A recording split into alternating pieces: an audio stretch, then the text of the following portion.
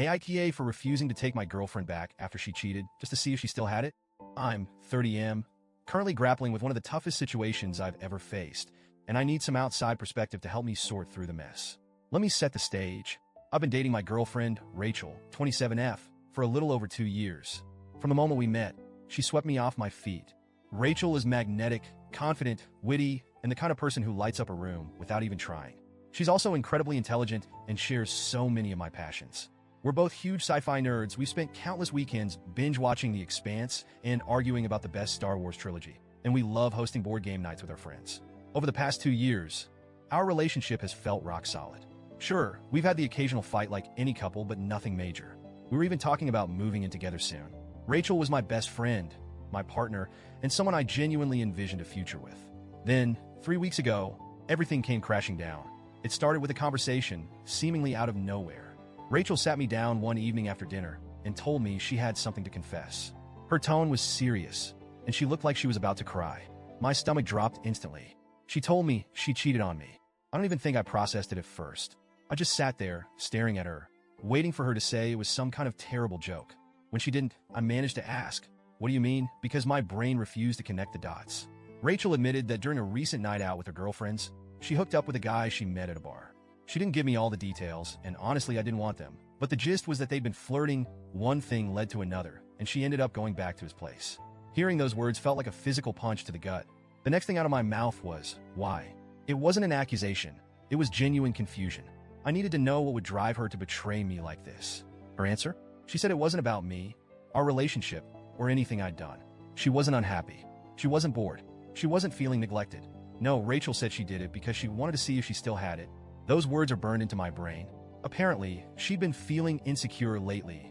Something about hitting her late 20s and wondering if she was still attractive. So when this guy started paying her attention, she leaned into it. She wanted to see if she still had the power to turn heads, to make someone want her.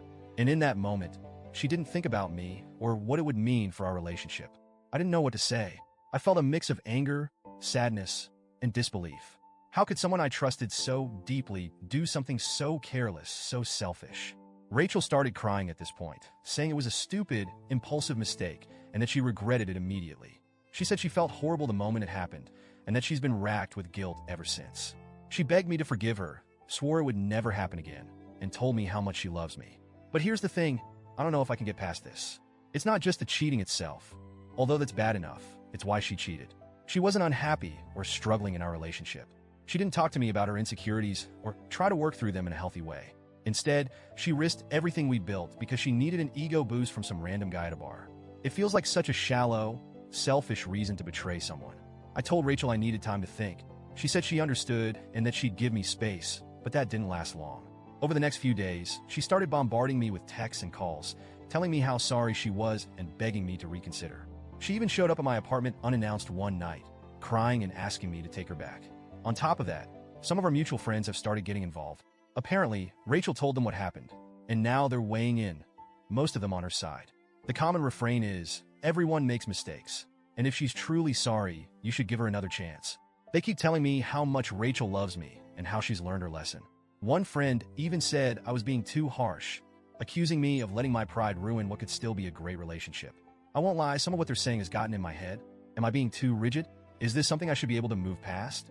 Or am I justified in thinking that staying with her would mean betraying my own boundaries and self-respect? I've been going back and forth in my mind ever since. On one hand, I still love Rachel. I can't just shut off 2 years of love and memories. There's a part of me that wants to believe her when she says it was a one-time mistake, that she's truly sorry and that it won't happen again.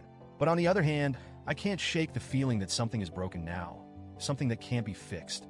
I trusted Rachel completely, and she shattered that trust. Even if I forgave her, would I ever be able to fully trust her again? Or would I always be wondering if she'd give in to another moment of insecurity down the line? Then there's the matter of my own self-respect.